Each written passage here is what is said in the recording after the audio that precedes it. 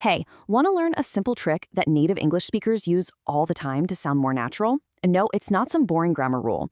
It's actually a cool little secret that can make your English just flow better. So let's dive in and uncover it. Okay, so to really get a feel for this trick, we're going to look at two sentences side by side.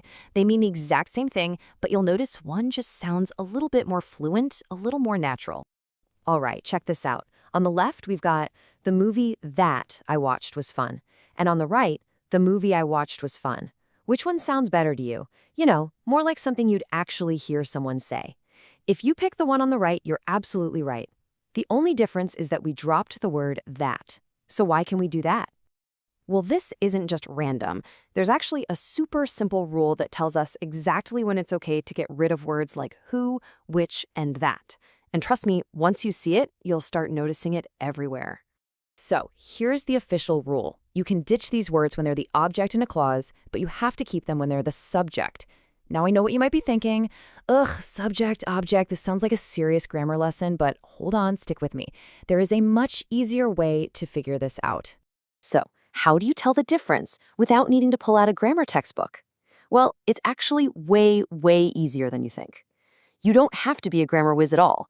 All you need is one super simple check. And here it is. This is the secret weapon. I like to call it the super simple check. It's this powerful little tool that's going to help you get this right every single time. You ready? Okay, here's how it works. Step 1, find your word, who, which, or that. Step 2, look at the word that comes immediately after it. That's the key. Now, if that next word is a person or a subject like I, you, or he, you get a green light. It's totally okay to delete. But if the next word is a verb, like is or works, that's a red light. You have to keep the word. See? Simple, right? Let's try it out. All right, time to put our super simple check into practice. We're going to look at a few examples and decide together, should we keep the word or can we delete it? Here's our first one. The girl who he likes is kind. Okay, let's use our check. What's the word right after who? It's he. That's a person. So our rule says, green light, we can delete who. And the sentence becomes, the girl he likes is kind. Sounds great, and it's 100% correct.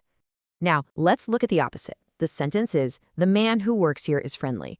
So what's the word after who? It's works, and that, my friends, is a verb. So red light, we cannot delete who here. The man works here is friendly just sounds wrong, doesn't it? That's because we have to keep the word in. See how easy that shark is? Let's try another one. The cake which they made is delicious. Find which. Okay, what's the next word?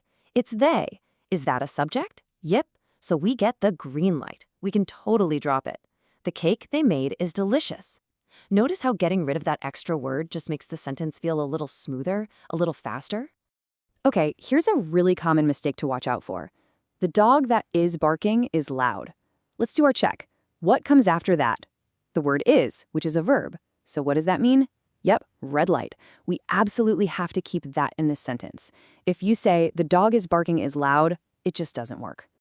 You're doing awesome. You've seen the rule, you've practiced it. Now, let's just put it all together into one simple checklist that you can use anytime, anywhere.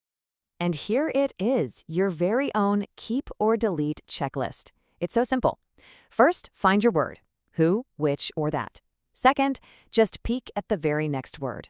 Is it a person, like I, you, he, she, or they?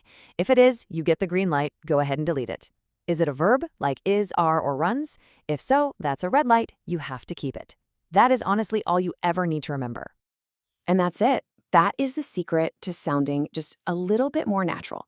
It's such a small change, but it makes a huge difference in your fluency. So the only question I have for you is, now that you know the trick, where are you going to use it first?